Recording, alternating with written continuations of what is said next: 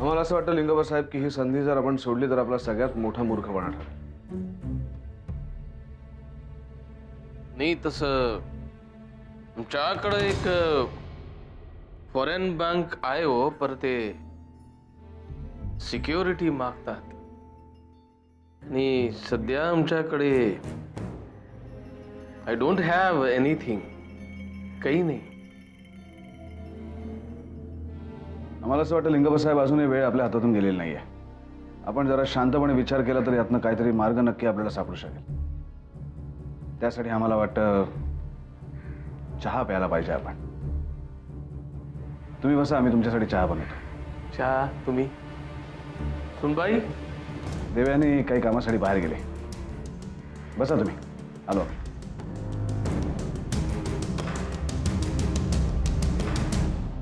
चला आता आपण अभ्यासाला सुरुवात करूया. आज मी तुम्हाला स्वच्छतेचे महत्त्व शिकवणार आहे.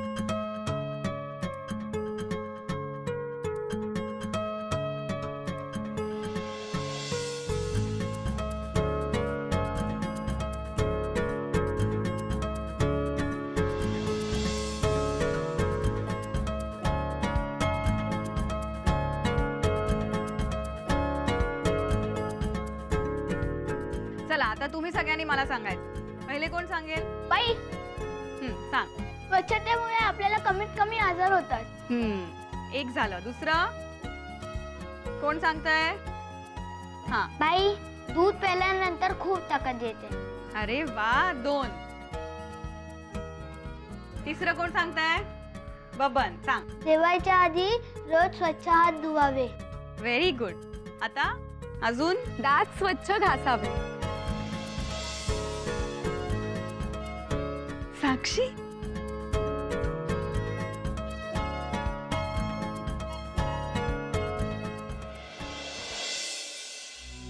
तू कधी आलीस?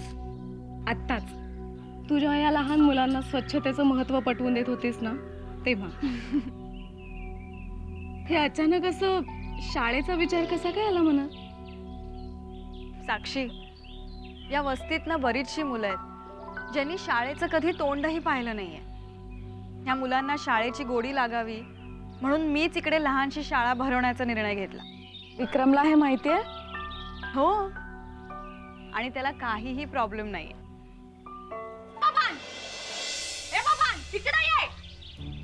ओ, बबनची आई कुठे घेऊन चाललाय त्याला? तुझ्या हॉटेलात कामाला पाठवलं होतं ना मी. इथं कशाला आलास तडपडायला? इथं येऊन का तुझं पोट भरणार आहे व्हय? अहो, त्याचं वय का हॉटेलमध्ये जाऊन काम करण्याचं? किती लहान आहे तो. या वयात त्यांनी शाळेत येऊन शिकणं जास्त गरजेचं आहे. तुमचं काय हो? तुम्ही मोठ्या घरच्या आणि आम्ही गरीब माणसं. ह्याने कमवलं नाही तर आम्ही खाणार काय? तुम्हाला काय फरक पडतोय? तुमच्याकडे तर 4 नोकर आहेत. तुमचं काय जातंय? आणि आता माझ्या पोराचं वाटोळं लावताय व्हय? ह्याचे बाबा कुठे? दारू पिऊन झोपलाय घरी. अजून याची 4 भावंड आहेत. ती कशी जगणार? माझ्या एकटीच्या कमाईवर होत नाहीये म्हणून या पोराला हॉटेलमध्ये कामाला पाठवावं लागतंय मला. तुम्ही त्याला आता बिघडवायला निघालात. आम्ही सगळ्यांनी उपाशी मारा असं वाटतं का तुम्हाला? अहो, पण पुढे त्याचं भविष्य काय? आयुष्यभर त्यांनी हॉटेलमध्ये भांडी घासावीत असं तुम्हाला वाटतं का? इतर मुलांसारखं त्यांनीही खूप शिकावं, चांगली नोकरी करावी, स्वतःचं घर करावं, असं नाही का तुम्हाला वाटत? वाटतंय, पण वाटतं ना, तेच महत्वाचं. त्याच्या पुढच्या पणला काहीच महत्व नाहीये.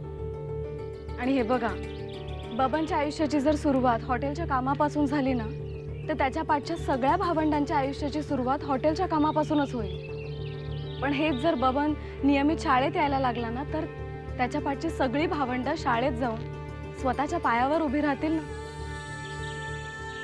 हे बघा बबनची आई, परमेश्वर प्रत्येकाला आयुष्यात सुधारण्यासाठी एक संधी देतो. आज नशिबाने बबनला ती संधी मिळाली आहे. आज जर तुम्ही त्याचं शिक्षण अर्धवट सोडलत ना, तर परमेश्वरही तुम्हाला कधीच माफ करणार नाही.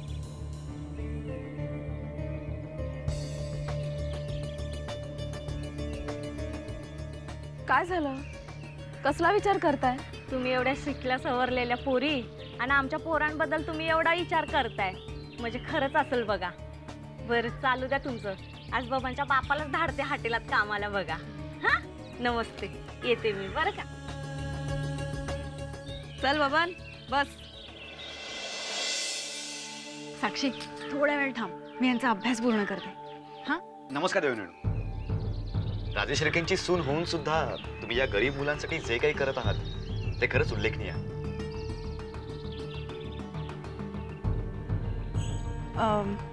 खरं तर मी खूप मोठं काम करते असं मला खरंच वाटत नाही. कारण या मुलांना शिक्षणाची गरज आहे आणि मला शिकवण्याची आवड आहे. पण खरं तर मला एक कळत नाही, स्वर्गीय हंबीरराव राजे शिर्के विद्या मंदिर ही तर तुमच्या मालकीची शाळा, मग इथे का वर्ग भरवता? नाही म्हणजे तुम्ही तिथे वर्ग भरवायला हवेत, कारण ती शाळा अजूनही उपेक्षित आहे. हा म्हणजे तसंच आहे. राजे शिर्क्यांचं शिक्षण क्षेत्रातलं योगदान तसंच कायम पुढे चालू राहावं यासाठी ती शाळा मी नव्याने सुरू करण्याचा नक्कीच प्रयत्न करेन. तुमच्या नवीन योजनांसाठी आमच्याकडून मनपूर्वक शुभेच्छा. येतो आम्ही.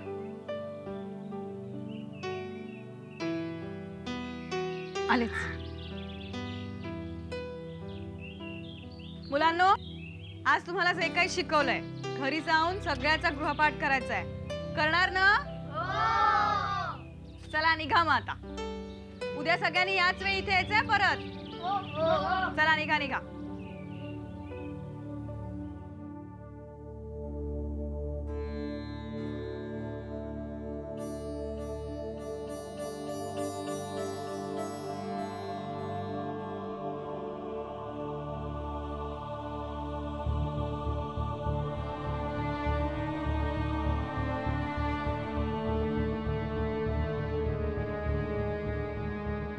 थँक्यू.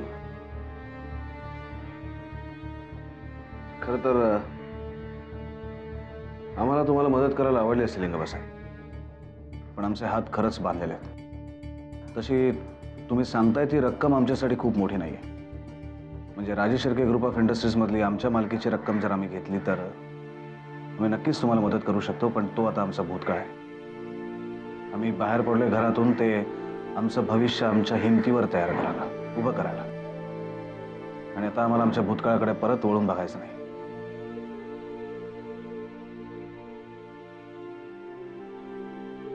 मला असं वाटतं की हे एवढंस अमाऊंटसाठी तुम्हाला तुमचं हक्क, तुमचं राईट मागण्याचं और तुमच्या घरच्यांना विचारण्याचं, मदत घेण्याचं काही गरज नाही. तुमच्याकडे फक्त असं काहीतरी पाहिजे जे बँकेत आपण सिक्युरिटी म्हणून ठेवू शकतो. 2-3 महिन्याचा प्रश्न आहे हो. असं काही आहे का तुमच्याकडे? आम्हाला वाटतं तुमचा प्रश्न सुटला लिंगबासाहेब. तुम्ही आणलेली मिठाई तुम्हाला खायला हरकत नाही. हो, पण कसं काय सुटला? लिंगबासाहेब, राजे शिर्के ग्रुप ऑफ इंडस्ट्रीजमध्ये आमच्या मालकीचे काही शेअर्स आहेत. त्यातले 10% शेअर्स जरी आम्ही बँकेकडे सिक्युरिटी म्हणून गहाण ठेवले तरी तुम्हाला हवी असलेली रक्कम आम्ही उभी करू शकतो. एक कप चहा प्याल्यावर इतकं चांगलं थॉट येतं हे आम्हाला आय डिड नॉट नो दिस. हे संध्याकाळी घेतल्यावर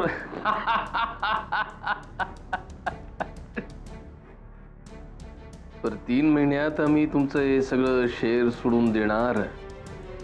you are sure about that? खात्री आहे तुमचं? आमचा तुमच्यावर पूर्ण विश्वास आहे लिंगबासाहेब, आणि म्हणूनच आम्ही ही ऑफर तुम्हाला देतोय. या, तुम्ही आता तोंड गोड करा.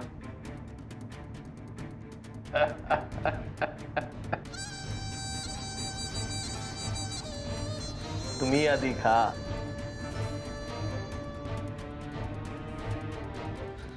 चल घरी जाऊया.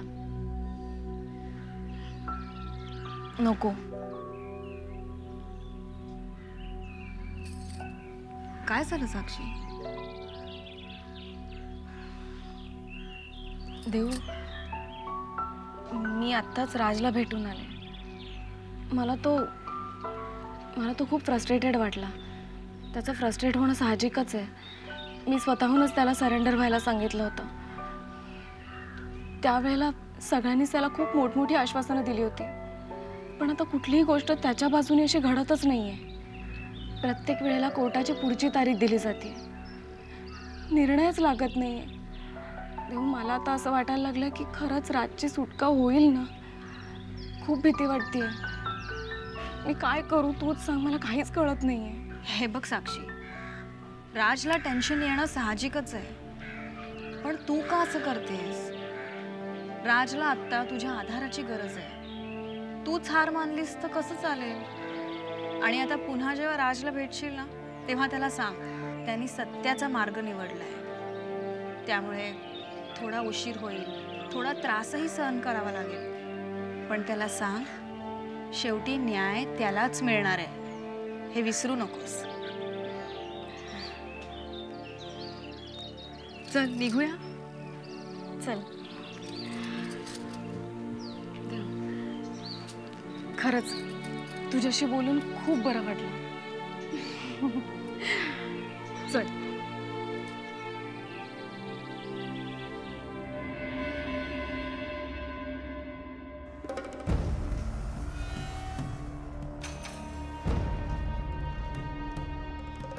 यातून मार्ग कसा काढावा तेच कळत नाही. एका मागोमाग एक प्रोजेक्ट्स आमच्या हातातून निष्ठत चालले. ते केवळ विक्रमादित्यांमुळे. ते जरी लिंगप्पाकडे काम करत असले तरी या कंपनीचे MD आहेत हे आम्ही विसरू शकत नाही. ते कधी इकडे येऊन कॉन्फिडेन्शियल गोष्टी बघू शकतात, साईट व्हिजिट्स करू शकतात आणि आमच्या विरोधी भूमिकाही घेऊ शकतात.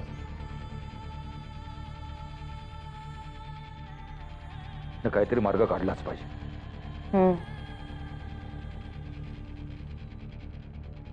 यातून बाहेर पडण्याचा एक मार्ग आहे. अर्थात तुमची परवानगी असेल तर. कोणता मार्ग? काहीही करून नील राजांकडील 30% शेअर तुम्ही तुमच्या बाजूने वळून घ्यायचे. म्हणजे तुमच्याकडे होतील 60% शेअर. मेजॉरिटीच्या जोरावर आपण विक्रमला MD या पदावरून बाजूला करू शकतो. पण नील राजे त्यांचे शेअर्स आम्हाला का देतील? Your right. नील राजे स्वतःहून कधीच त्यांचे शेअर्स आपल्याला देणार नाही. तरी पण आपल्याला ते घ्यायला पाहिजे. आपण ते घ्यायचे. ठरलं तर मग. ओके? पण हे कसं शक्य?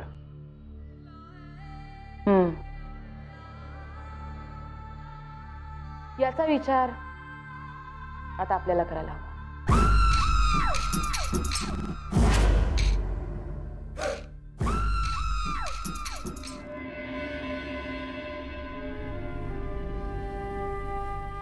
साक्षी, हो केवढा उशीर, मी किती वाट बघितली तुझी. आई, अगं मी देऊकडे गेले होते. देवच्या घरी गेले तेस? नाही म्हणजे घरी नव्हते गेले, पण आई तुला माहितीये देवने ना तिच्या वस्तीत एक छोटीशी नवीन शाळा सुरू केली आहे. काय सांगतेस? देवनी तिथे शाळा सुरू केली? तिथल्या ना गरीब मुलांना एकत्र आणून ती त्यांना शिकवते. बघ, बाबांचे गुण नातीत अगदी पुरेपूर उतरलेत. लहान मुलांना शिकवण्याशिवाय दुसरा पर्याय काय तिच्याकडे? नुसतं नावाला राजघराण्यात लग्न झाले, पण राजघराण्यातलं सुख उपभोगणं काही देवयानीच्या नशिबात नाही. काय बोलतेस तू अभिलाषा? वहिनी, हे मी देवयानीच्याच बाबतीत बोलत नाही. तिचं आणि माझं नशीब सारखंच आहे. मलाही लग्नापूर्वी वाटलं होतं की माझं सासर मोठं श्रीमंत असेल, ऐशोआरामात असेल. असलं काय? या सगळ्या नशिबाच्या गोष्टी असतात का मात्र खरं? अभिलाषा, मनाची श्रीमंती असणं जास्त महत्वाचं आहे बघ. माझ्या देवला हे छान कळलंय आणि तू ही समजून घेशील ना तर सुखी होशील.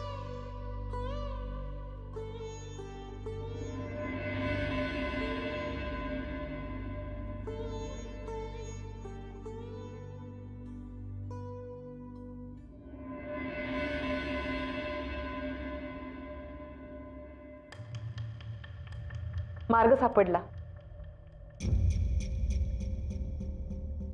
नील राजेंचे शेअर्स आपल्याकडे वळवून घेण्याचा एक मार्ग आहे. त्यासाठी काय करावं लागेल? विशेष काही नाही. कंपनीच्या डॉक्युमेंट्सवर नील राजांची सही घेण्यासाठी आपला माणूस नेहमी त्यांच्याकडे जात असतो. डॉक्युमेंट्स न वाचता सही करणं ही नीलराजांची सवय आहे. बस त्याच गोष्टीचा आपण फायदा घ्यायचा. नीलराजांचे शेअर्स तुमच्या नावावर ट्रान्सफर करायचे ॲफिडेव्हिट आपण त्याच डॉक्युमेंट्समध्ये ठेवायचे. बस सवयीनुसार ते न वाचता त्याच्यावर सही करतील. आपलं कामही होईल आणि त्यांच्या लक्षातही येणार नाही.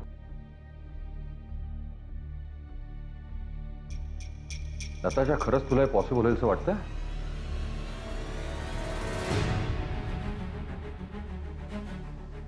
%100%. या गोष्टीमध्ये मी स्वतः लक्ष घालेन. You don't worry. ठीक आहे. ऑल द बेस्ट नाही म्हणलं.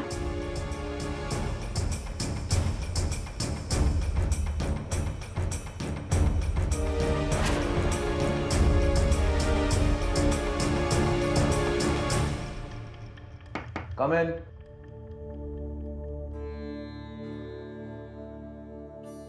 केटी, प्रेझेंटेशन CD चेक कर आणि मला फीडबॅक दे. 1 minute, yo. Don't you think you're supposed to discuss this with me?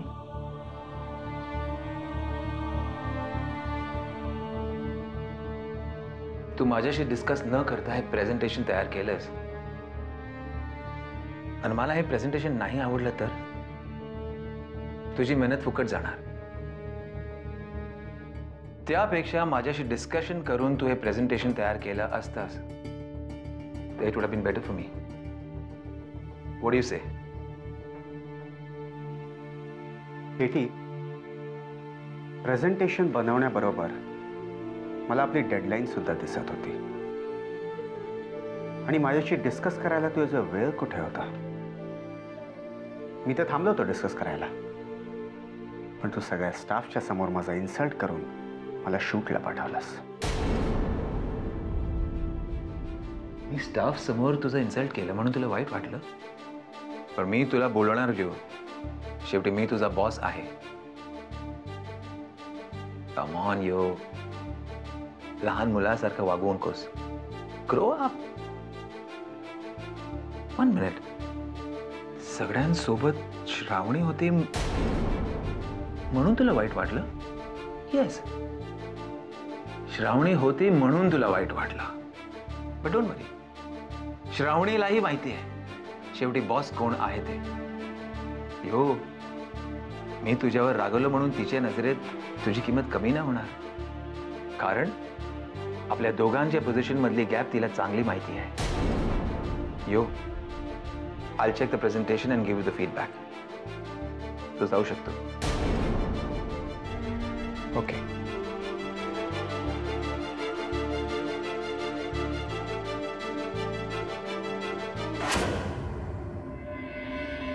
तू गेलीस आणि लिंगप्पा साहेब येऊन गेले. विचारत होते सुनबाई कुठे गेल्या म्हणून. लिंगप्पा साहेब सकाळी सकाळी का रे? काही महत्वाचं काम होतं का? खुश खबर द्यायची होती त्यांना. आणि आनंदाची बातमी अशी आहे की ज्या फ्लायरसाठी आम्ही टेंडर भरलं होतं ते आमचं टेंडर पास झालं. काँग्रेस. पण तुला माहिती आहे, टेंडर पास होऊन सुद्धा लिंगप्पा साहेब खूप टेन्शन मध्ये होते. का? कारण त्या प्रोजेक्टसाठी लागणारा फायनान्स खूप मोठा आहे. करोडो रुपयांच्या घरातला आहे. शेवटी त्यांचा हा प्रॉब्लेम आम्ही सोडवला. तू कसा काय?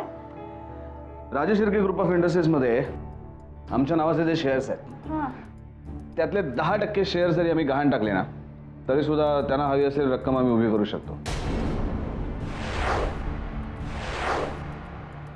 आणि आता यापुढे आम्ही तेच करायचं ठरवलंय. विक्रम, का माहित नाही पण मला ह्यात ना काहीतरी गडबड वाटते. गडबड? हो विक्रम, हे बघ, हे फायनान्स, शेअर्स, करोडोंचे व्यवहार, ह्यातनं काही वेगळंच घडलं तर? देवयानी, वेडी आहेस का तू? खरं तर आमचंच चुकलं. आम्ही तुला सगळं खरं खरं सांगत बसलो ना, हेच चुकलं. विक्रम, हे बघ, बिझनेस म्हटलं की थोडीफार रिस्क आलीच. एवढं तुला समजायला पाहिजे ना. विक्रम, तरीही शेअर्स गहाण ठेवायला तू ताबडतोब तयार का झालास? देवयानी, लिंगप्पा साहेब आमचे पार्टनर आहेत. या प्रोजेक्टसाठी लागणारी रक्कम त्यांनीच उभी केली. आता एकूण खर्चाचा विचार करता आम्हाला इन्व्हेस्ट करायला लागणारी रक्कम खूप कमी आहे. मग असं असताना आम्ही त्यांना मदत नको करायला. आणि हे बघ, तू टेन्शन घेऊ नकोस. टेन्शन घेण्यापेक्षा तुझा विक्रमादित्य तुझ्या समोर किती मोठा होत जातो ते बघ. कळलं? चल आम्ही निघतो आता, आम्हाला उशीर होता. अरे नाश्ता करून जा ना. नाही नको, आम्ही खरंच निघतो, उशीर होतोय आम्हाला. बाय.